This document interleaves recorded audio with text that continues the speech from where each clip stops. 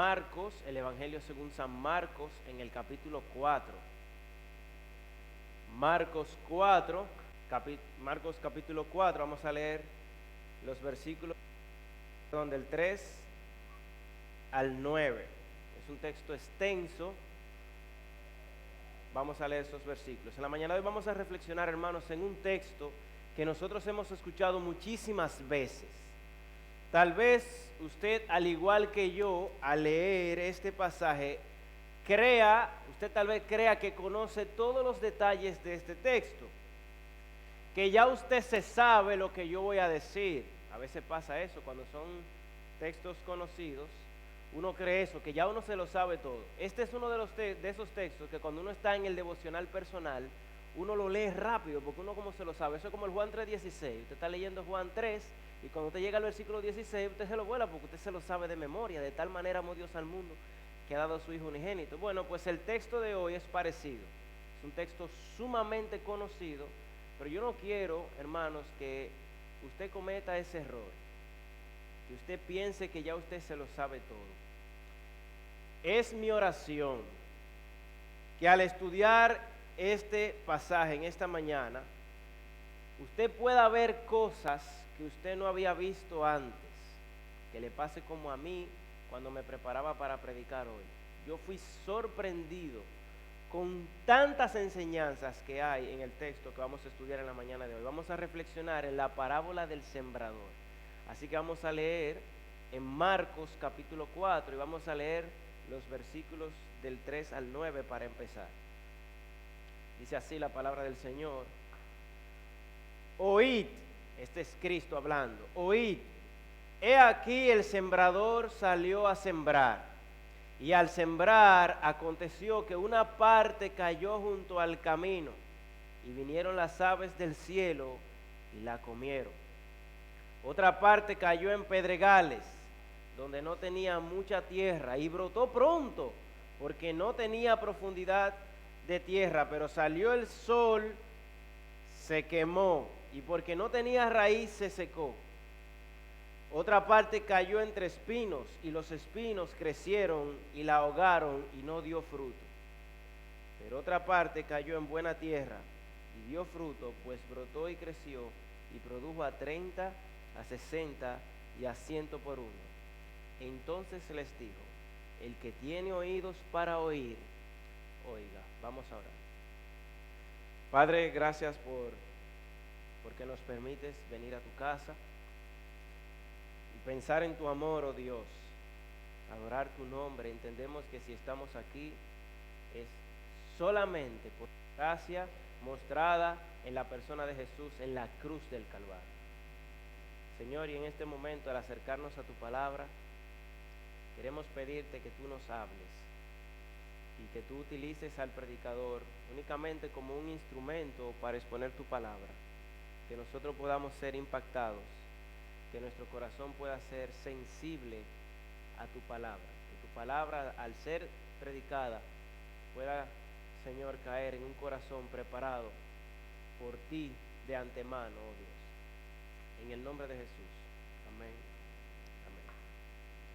La parábola del sembrador es tal vez la parábola más famosa de Jesús. Es contada por 3 de los 4 evangelios. Los evangelios sinópticos la cuentan: Mateo, Marcos y Lucas. Mateo en su capítulo 13, Marcos aquí en el capítulo 4 y Lucas en el capítulo 8. Una parábola es una historia imaginaria diseñada con elementos de la vida diaria para ilustrar una verdad espiritual. La historia suele ser sencilla, fácil de entender. Lo que muchas veces se hace difícil es interpretar la enseñanza que está detrás de esa historia. La palabra parábola lo que significa es poner al lado de. Yo voy a contar una historia para ponerla al lado de una enseñanza para que podamos compararla. Esa es la idea. Se trata de ilustrar con elementos de la vida diaria una verdad espiritual. Y Jesús era experto utilizando las parábolas. Nadie usó las parábolas con la maestría de Cristo, ni con su habilidad, ni con la frecuencia que Él lo hizo, ni con el propósito que Él lo hizo. Un experto. Cristo fue el mejor de los maestros. Las usaba para enseñar acerca del reino de Dios. Cada vez que Jesús dijo una parábola, Él no estaba enseñando solamente un principio de vida, no solamente estaba dando un consejo, sino que lo hacía con el propósito de enseñarnos alguna verdad acerca del reino de Dios, para mostrarnos, como dice Mateo, los misterios del reino de Dios. Cada una de las parábolas de Cristo está llena de verdades profundas. Y yo he descubierto, mi hermano, sobre todo estudiando esta parábola, que mientras más tiempo usted pasa estudiando las parábolas, más ricas y plenas se convierten. Ahora bien, esta parábola que vamos a ver hoy es de vital importancia para nosotros. Y le voy a dar al menos 3 razones.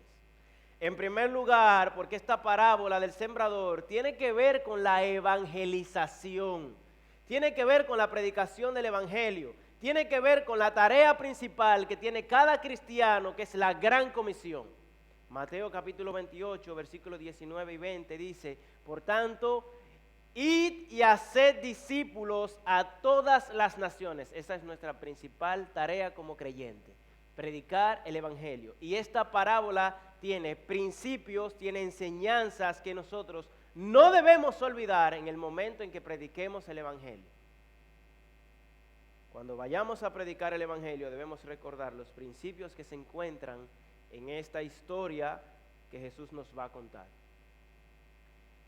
Porque como vamos a ver en un momento, Jesús nos habla de la respuesta del hombre a la palabra de Dios. Eso lo vamos a ver en un momento. En segundo lugar, esta parábola es importante porque nos ayuda a identificar al creyente verdadero.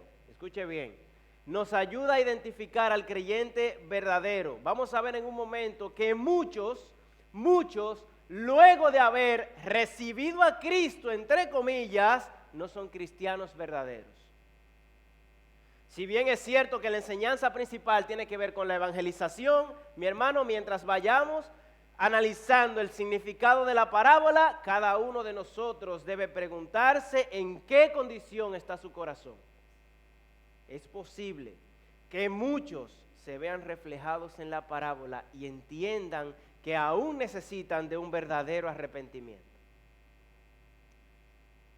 En tercer lugar, esta parábola es importante porque es una parábola alentadora. Esta parábola nos llena de ánimos, nos da esperanza al saber que cuando prediquemos la palabra, cuando le prediquemos el evangelio a alguien, cuando anunciemos y hablemos a otros acerca del sacrificio de Jesús, es verdad, muchos no nos van a hacer caso, muchos nos van a ignorar, pero esta parábola nos deja ver que muchos van a entender el mensaje y van a venir a los pies de Jesús y le van a recibir a Él como Señor y Salvador. Muchos, al escuchar el mensaje, por una obra hecha por el Espíritu Santo en el corazón de esa persona va a recibir la palabra y va a venir al conocimiento de la verdad. La parábola nos llena de ánimo al saber que el Señor traerá a aquellos que han de ser salvos cuando prediquemos el evangelio. Entonces, hermanos, el bosquejo para esta mañana es simple. El texto que leímos es más amplio, yo solamente leí los versículos del 3 al 9, pero la narración va desde el versículo 1 hasta el versículo 20.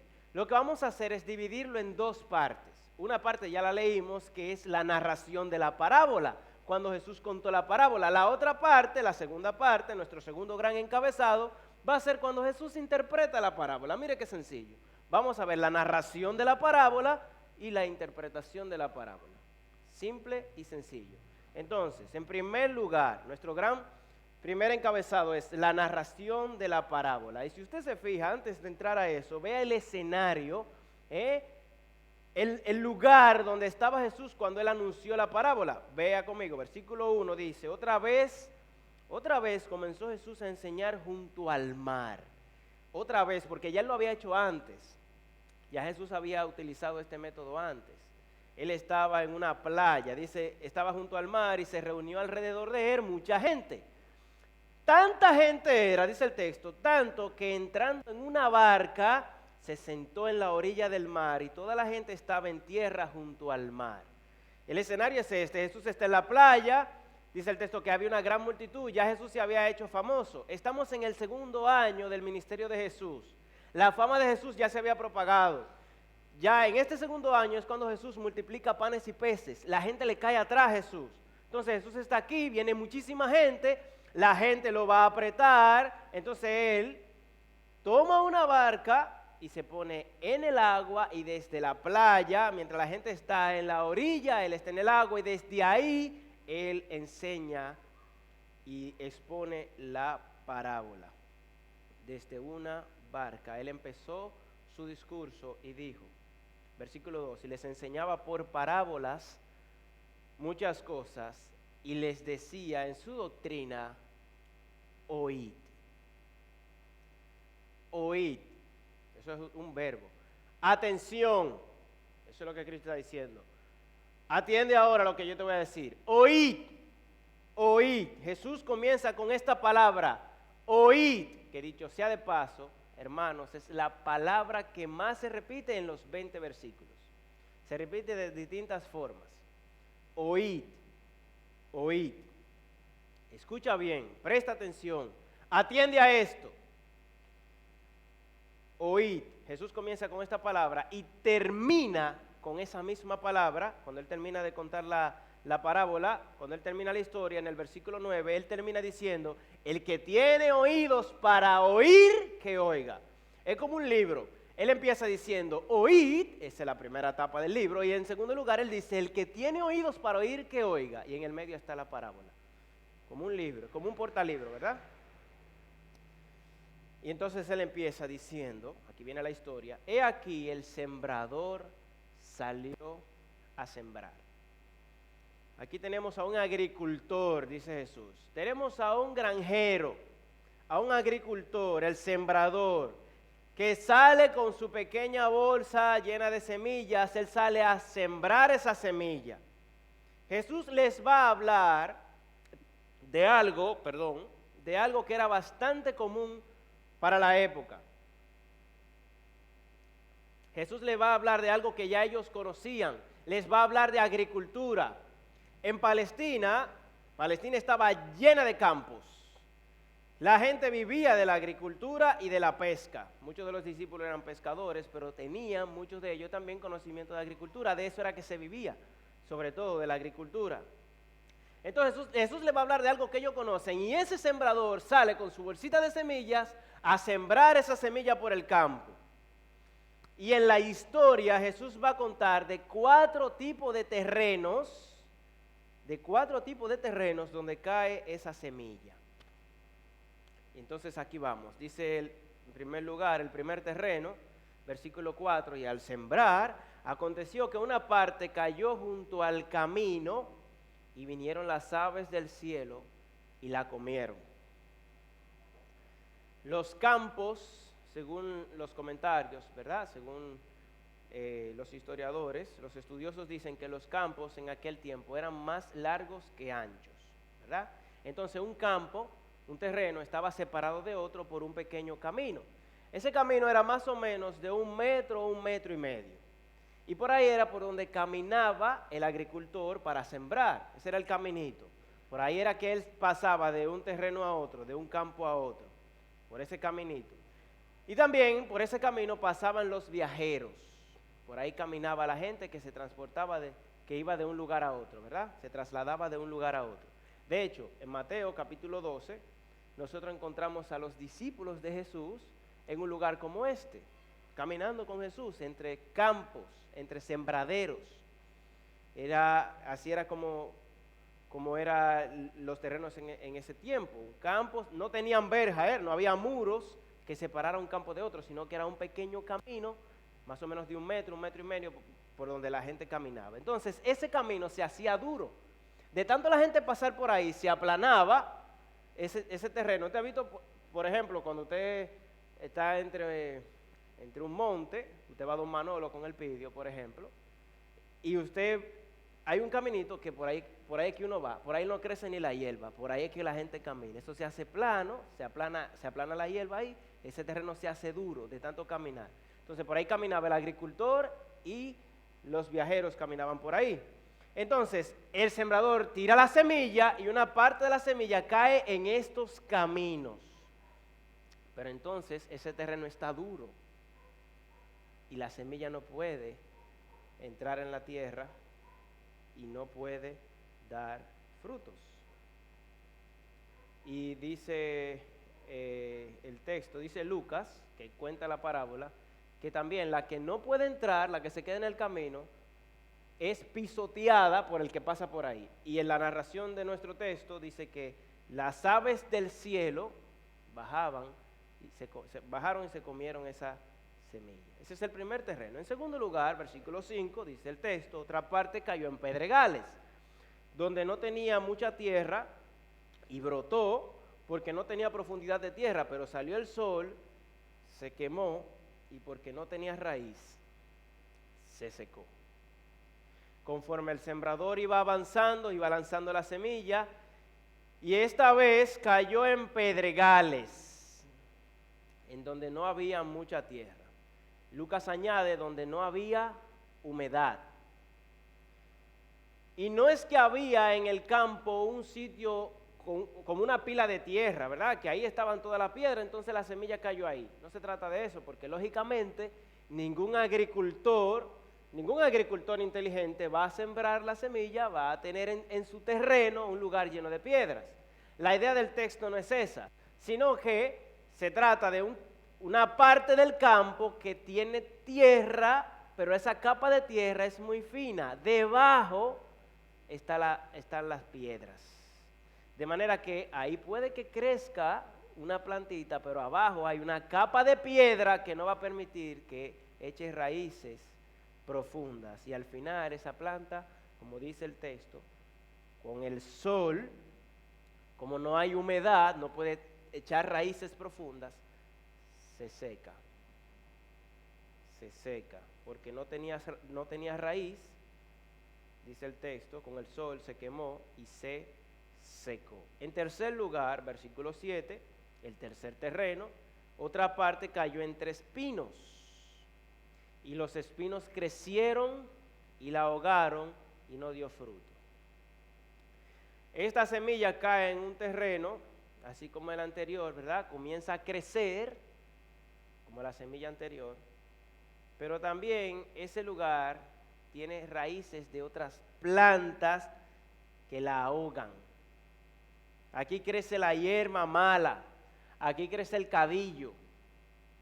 Entonces la semilla es ahogada y no da fruto. Yo no sé mucho de agricultura, debo confesar eso. Lo poquito que yo sé de agricultura lo he aprendido en gran parte con el Pidio, que me lleva a don Manolo a sacar yuca y a recoger cereza, y ahí él me va explicando un poco acerca de agricultura. También en mi casa, usted sabe que a mi mamá le gustan mucho las flores, y en mi casa hay un jardín en la parte de atrás. A mi mamá le encantan las flores y ella me ha puesto a mí, ella tiene su jardinera, y me ha puesto a mí a quitar hierba que crece en esa jardinera. Ella siembra flores, pero entonces yo tengo que quitar esa hierba, porque entonces cuando la hierba crece, ahogan las flores y no crece. Le cubren la mata y no crece. Entonces aquí pasa algo parecido. La semilla cae en un lugar donde crece la mala hierba, ahí crece el cadillo, la ahoga y no puede dar fruto. La semilla fue ahogada por los espinos y no dio fruto. En cuarto lugar, el cuarto terreno que Jesús nos presenta aquí, aparece en el versículo 8. Dice él finalmente, pero otra parte cayó en buena tierra y dio fruto, pues brotó y creció y produjo a 30, a 60 y a 100 por uno. Una gran cosecha. Una gran cosecha. Ahora, aquí hay una tierra que es profunda, una tierra suave, una tierra que está limpia, es suave a diferencia del camino, porque el camino está duro de tanto que la gente pasa. Es profunda a diferencia de ese suelo que abajo tiene piedras, y es limpia a diferencia de aquella que tiene maleza. Y entonces ahí la semilla irrumpe a la vida y trae una gran cosecha, trae una cosecha tremenda. Esta sí pudo crecer y lo más importante, dio frutos. Ninguna de las anteriores dio fruto, ninguna. Esta sí, creció y dio fruto, una cosecha muy abundante. Y cuando el texto dice esta frase que dio a 30, a 60 y a 100 por uno, se refiere a la ganancia sobre la inversión financiera inicial del agricultor. Por cada denario, dice un comentarista, invertido en la semilla, él ganaría 30 o 60 o 100 por cada denario. Una gran cosecha. Según enseñan los historiadores, lo que se promediaba era 7 a 1. Cuando él invertía un denario comprando semillas y al final por la venta de los productos de la cosecha, él podía obtener 7, eso era muy bien. 10 ya era bastante bueno. Pero entonces Jesús dice aquí en esta parábola que no. Aquí la cosecha iba a ser tan buena que él iba a poder conseguir 30 o 60 o incluso 100 por cada denario. 100 a 1. 100 por 1. Y así Jesús concluye la narración, así Jesús termina la parábola, pero él expresa una frase al final muy importante. Como dijimos, él empieza diciendo, oíd, y cuenta la parábola, y al terminar la parábola dice, en el versículo 9, entonces les dijo, el que tiene oídos para oír, oiga. El que tiene oídos para oír, que oiga. ¿Qué quiere decir eso? Si usted puede entender esto, entiéndalo. Es lo que está diciendo Jesús. Esto es importante, esto que yo acabo de decir. Esto es importante, así que entiéndalo. Si usted puede entender este mensaje, entiéndalo porque es importante. Bueno, pues entonces los discípulos que estaban bien familiarizados con la agricultura, como dije, se vivía de eso en aquel tiempo, ellos no entendieron tan bien, se quedaron pensativos los discípulos. ¿Por qué Jesús habla de esta forma? El agricultor salió a sembrar y cayó esa semilla en el camino, en pedregales, entre espinos y en la buena tierra. ¿Qué quiere decir eso? Para nosotros es fácil, porque ya conocemos la interpretación de la parábola. Pero si usted se pone en el lugar de los discípulos y se queda solamente con los versículos del 1 al 9, eso no significa nada para usted. Usted no va a entender nada. ¿Quién es el sembrador? ¿Qué es eso de la semilla? Los discípulos se quedaron pensando, entre espinos, las aves de los cielos. ¿Por qué Jesús habla en este lenguaje? Ellos no entendieron bien y luego se le acercan a Jesús ya en privado para que Jesús les explique lo que esto significa. Y entonces llegamos a nuestro segundo encabezado, la interpretación de la parábola. La interpretación de la parábola. Como usted puede ver, la parábola es sencilla. Jesús utiliza lenguaje fácil. Jesús era un gran maestro. Jesús podía enseñar verdades tan profundas con un lenguaje tan sencillo. Lo hizo en innumerables ocasiones. En innumerables ocasiones. Y aquí Jesús entonces les va a explicar a los discípulos el significado de la parábola.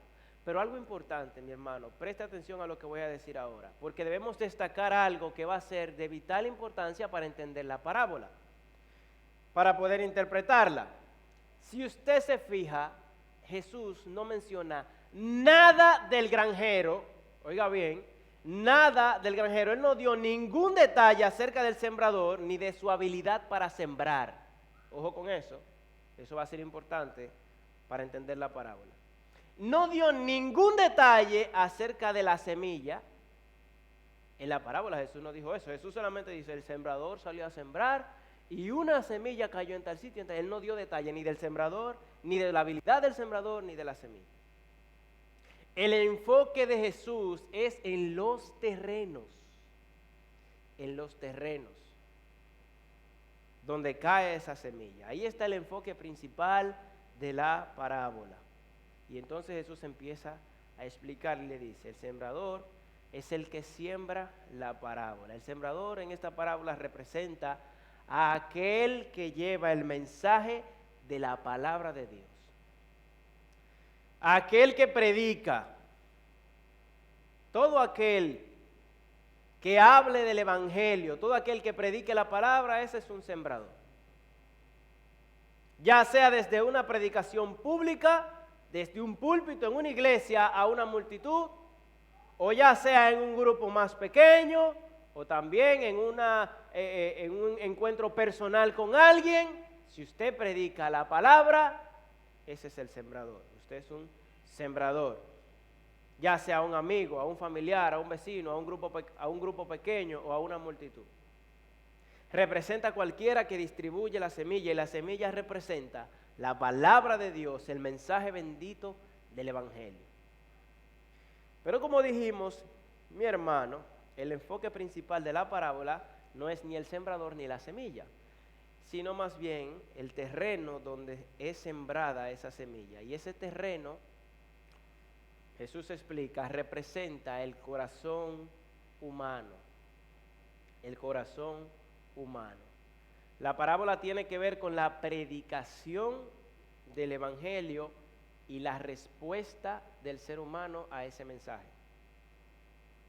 La parábola es acerca de eso, es acerca de predicar el evangelio, que es poder de Dios para salvación.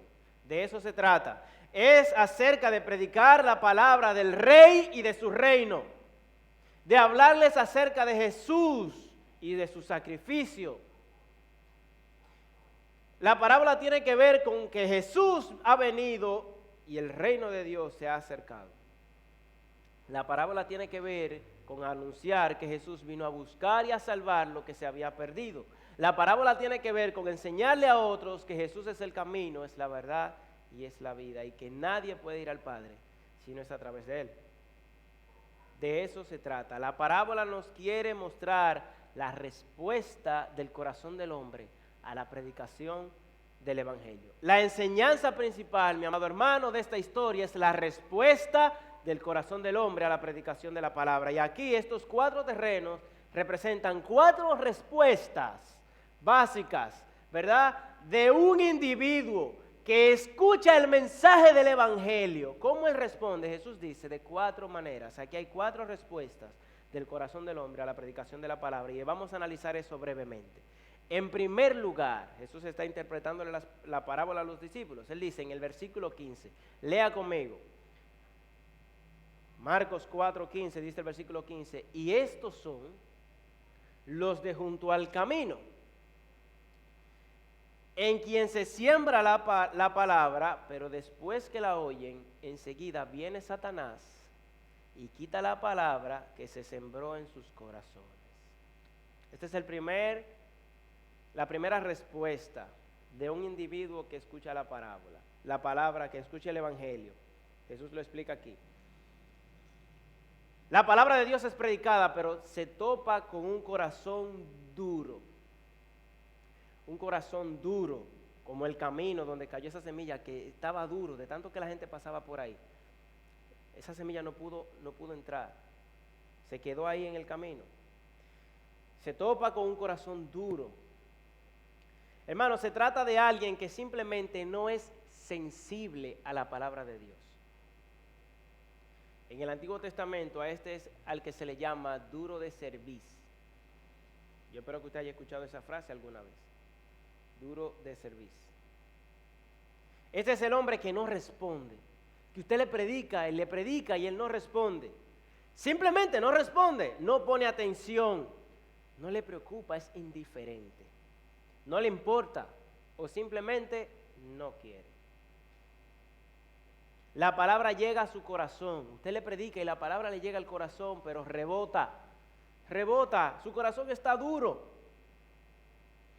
Yo creo que este individuo podría ser mejor visto en el libro de los Proverbios. En el libro de los Proverbios hay uno que le dicen el necio del libro de Proverbios.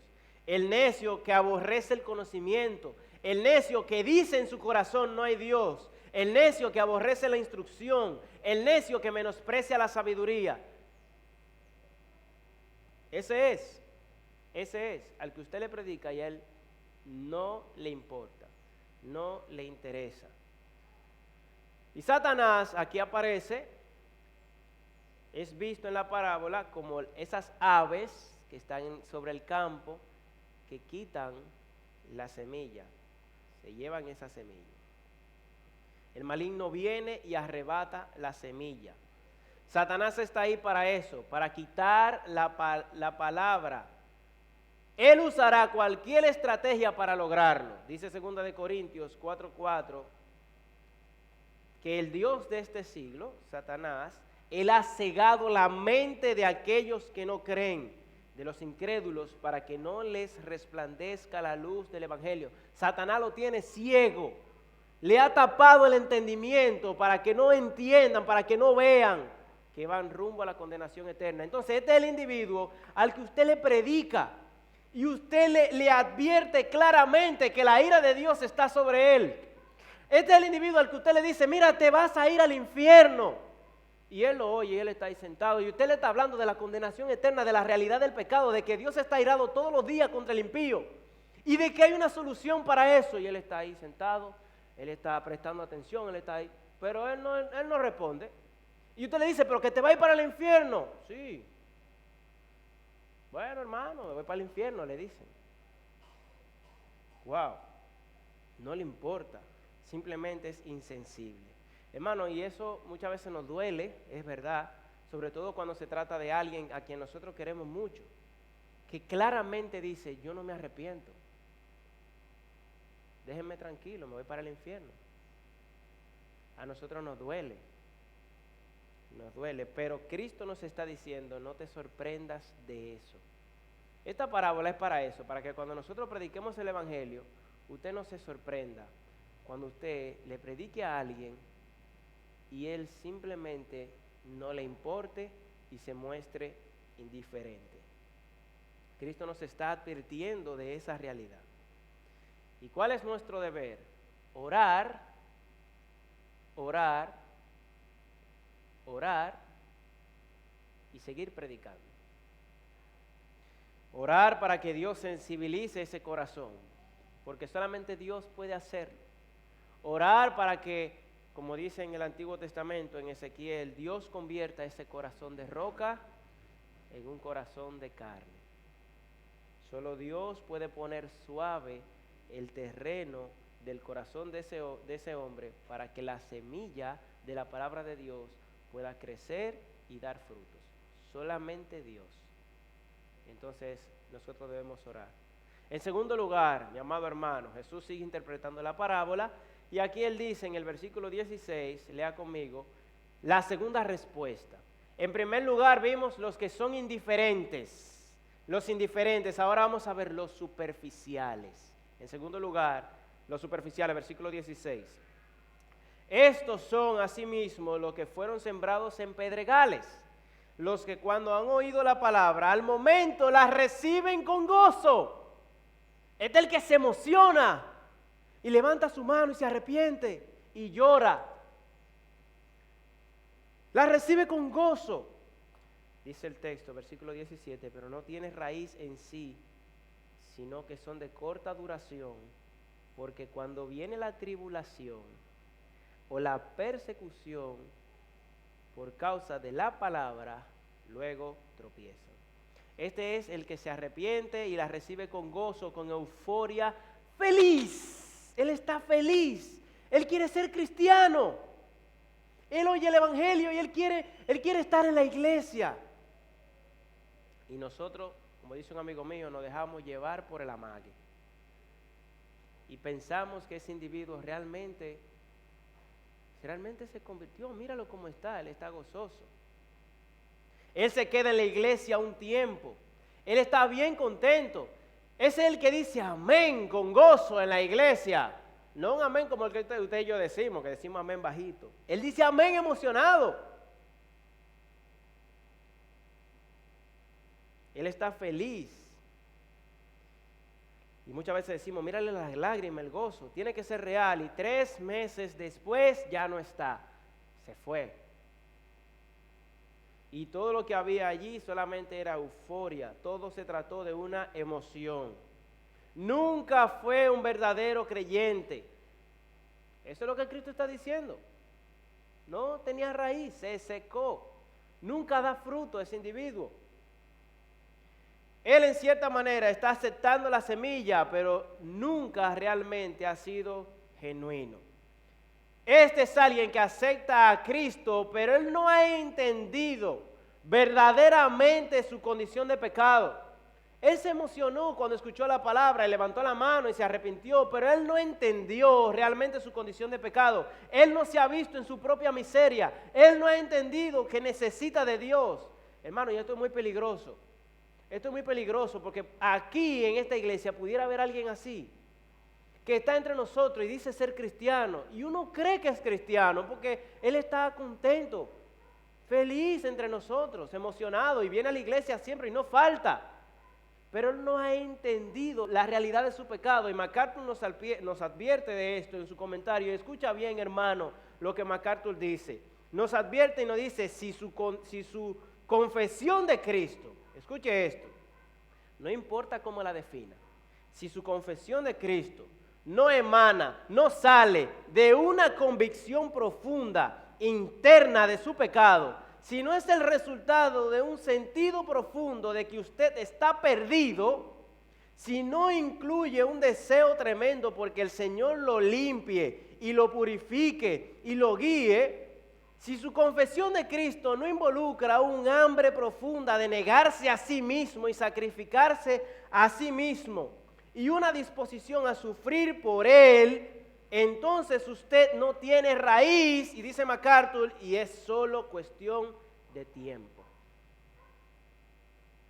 Es solo cuestión de tiempo. En poco tiempo ya no están. Debemos evaluar, oh mi amado hermano, la condición de nuestro corazón. Porque este es el individuo, en este grupo también están aquellos que creen que la vida cristiana es todo color de rosa.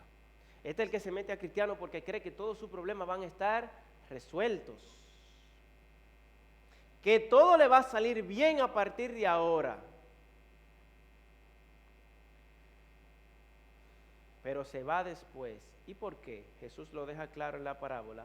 Dice que al venir la tribulación o la persecución a causa de la palabra, tropiezan. ¿Por qué se van? La tribulación y la persecución. Desde que llega la dificultad que trae la vida cristiana, porque yo no sé si usted sabía eso, la vida cristiana trae dificultad. Eso es como un multiplan. Usted recibe a Cristo como Salvador y eso viene incluido un paquete de problemas.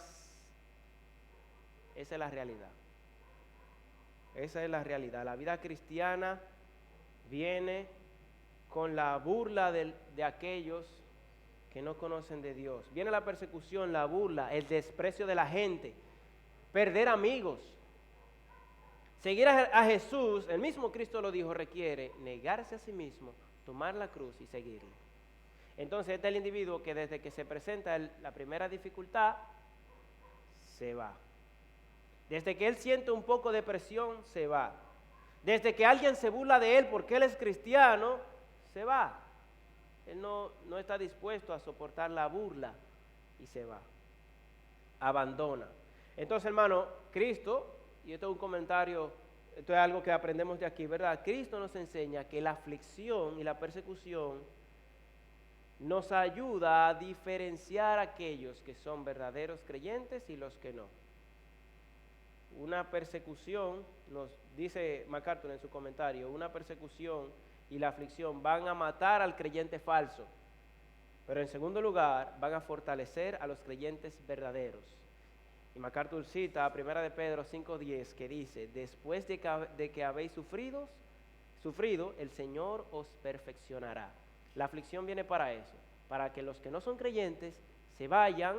Y como dice Juan en su primera carta, se fueron, ¿por qué? Porque nunca fueron de nosotros. Y la persecución y la aflicción fortalece, perfecciona a aquellos que sí son verdaderos creyentes. En tercer lugar, la tercera respuesta de aquellos que escuchan la palabra son los mundanos.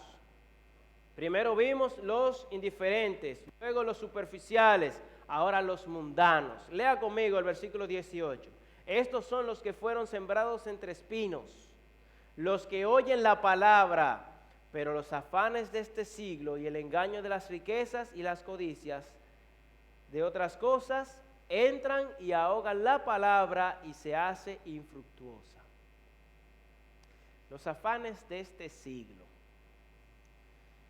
Este es el individuo que le importa mucho su carrera, su casa, conseguir un carro, el trabajo, la moda, el prestigio, la apariencia, la posición. A él le importan las cosas de este mundo.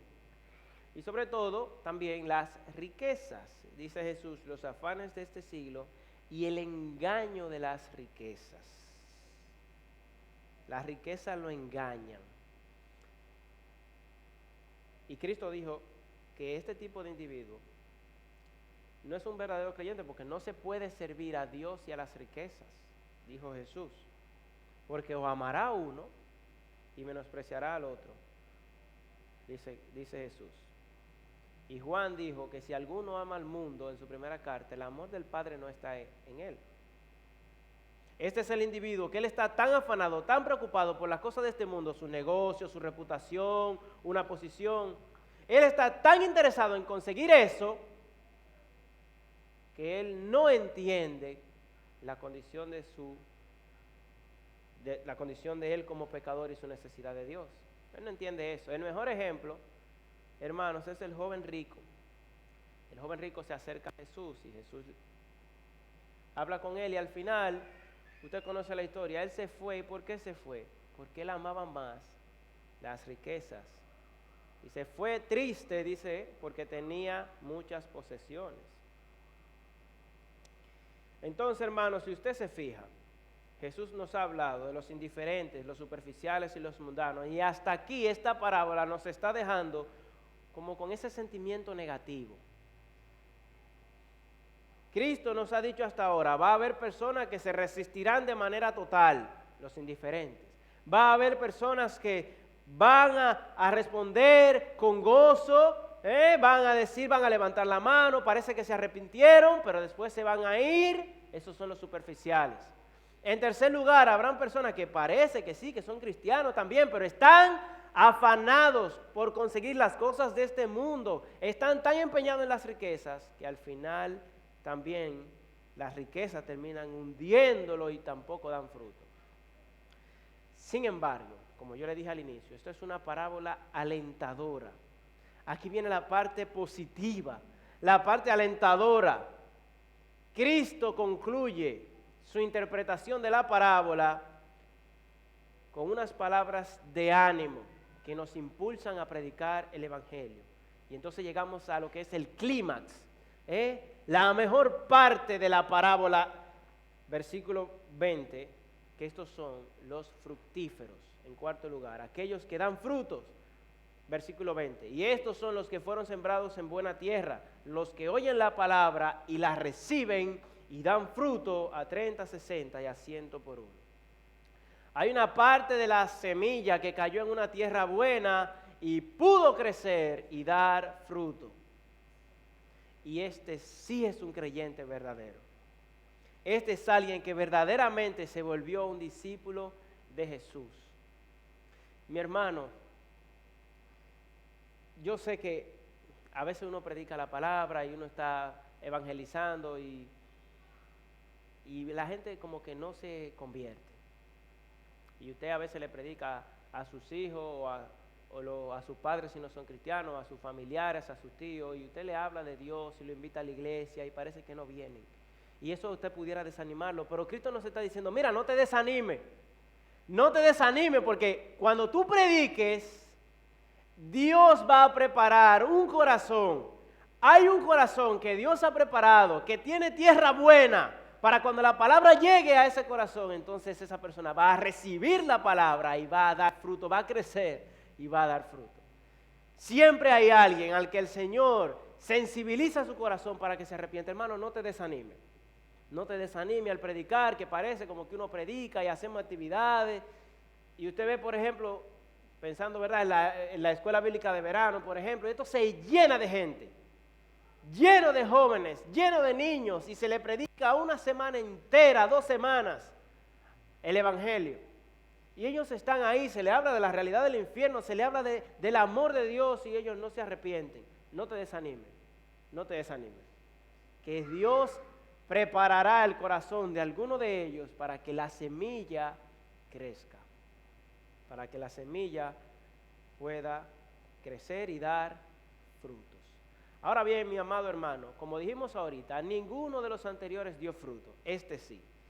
Este sí. ¿Qué significa eso? Los frutos son la evidencia de una vida cambiada.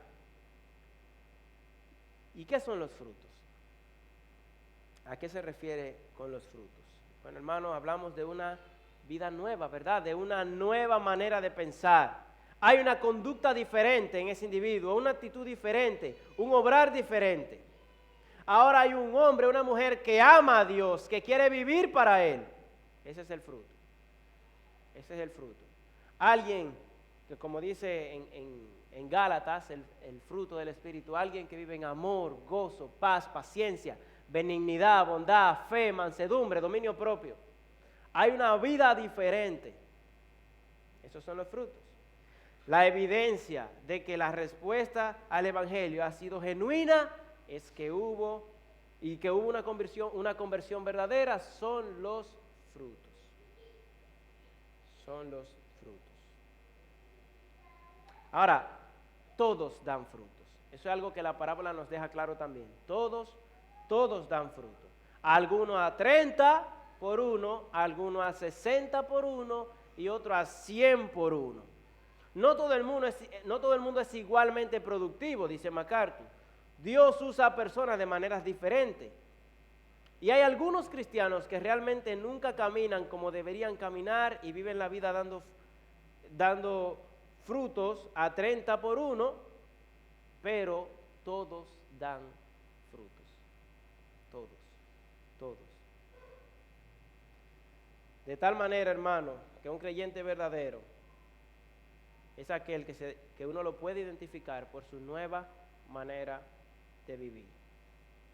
No es alguien que uno tiene que andar buscando entre las hojas, viendo a ver dónde hay un fruto. No, Él da fruto a 30. Recuerden que 10 era mucho para la mente de cualquier agricultor de aquella época. Jesús dice, no, este da a 30. Y otros dan a 60 y otros a 100. No hay que andar buscando los frutos así, subiéndose a la mata a ver si uno encuentra uno. No, se nota que hay una vida diferente. Aunque sea 30, aunque sea 60, a 100, se nota que hay un cambio de vida. En conclusión, mi amado hermano, ya para terminar, hemos visto la explicación de la parábola y su interpretación con estos 4 tipos de respuesta: los indiferentes, los superficiales, los mundanos y los fructíferos. En conclusión, entonces, esta parábola está llena de principios para nuestra vida y nos ayuda en lo que es nuestra tarea de la gran comisión. No podemos olvidar eso. Las enseñanzas de esta parábola tienen que ver con nuestra principal tarea, que es predicar el Evangelio. Como dijimos, nos alienta a predicar, sabiendo que una parte de la semilla caerá en buena tierra. 3 de los 4 terrenos no dieron fruto. Eso no quiere decir que de 4 gente uno se va a arrepentir. No malentienda la parábola, eso no es lo que quiere decir. Lo que sí quiere decir es que alguno a su tiempo, cuando Dios obre por su espíritu en el corazón de ese individuo, él se va a arrepentir. Usted no se desanime. Su tarea es predicar el Evangelio. Nos alienta sabiendo que Dios a su tiempo traerá a aquellos que han de ser salvos. El predicador no tiene la capacidad de saber en qué tipo de terreno es sembrada la palabra. Nosotros no sabemos la condición del corazón de nadie. No es nuestro deber saberlo, no tenemos que saber eso. Eso solamente lo conoce Dios. A nosotros lo que nos toca es predicar y predicar y predicar y orar y orar y orar y ya. No conocemos la condición del corazón de nadie, Dios sí. Así que nuestro trabajo es predicar y que Dios se encargue del resto. Y como dijimos también, esta parábola nos ayuda a examinar nuestra vida, nuestro corazón, para darnos cuenta si somos creyentes verdaderos. Hermano, te pregunto, ¿cómo está tu corazón? ¿Eres tú de esos que en un culto levantó la mano por emoción, que no entendió realmente su condición de pecado, pero él cree que la vida cristiana es genial y se mete a eso pensando que todos sus problemas van a estar solucionados y después se va? ¿O eres tú de esos que está afanado por conseguir riqueza, por conseguir fama? ¿Tú estás en las cosas de este mundo? ¿O eres tú de aquellos que ha entendido verdaderamente tu necesidad de Dios y te arrepentiste? ¿Eres tú un creyente verdadero? ¿Eres tú de esos que dan frutos? ¿O eres tú solamente un árbol que está ahí, pero uno busca y busca y busca y no encuentra nada? No hay frutos en ti. ¿Eres tú de ese tipo de creyente? Que Dios nos ayude a evaluar la condición de nuestro corazón. Vamos a orar. Padre, gracias por esta mañana, por permitirnos, Señor, estar aquí adorándote y también escuchando tu palabra. Ayúdanos, oh Dios, a evaluar la condición de nuestro corazón. Y si hay alguien aquí que no te conoce, te pedimos, oh Dios, que tú sensibilices su corazón para que pueda entender que solo en ti hay salvación. Gracias por este tiempo, en el nombre de Jesús. Amén.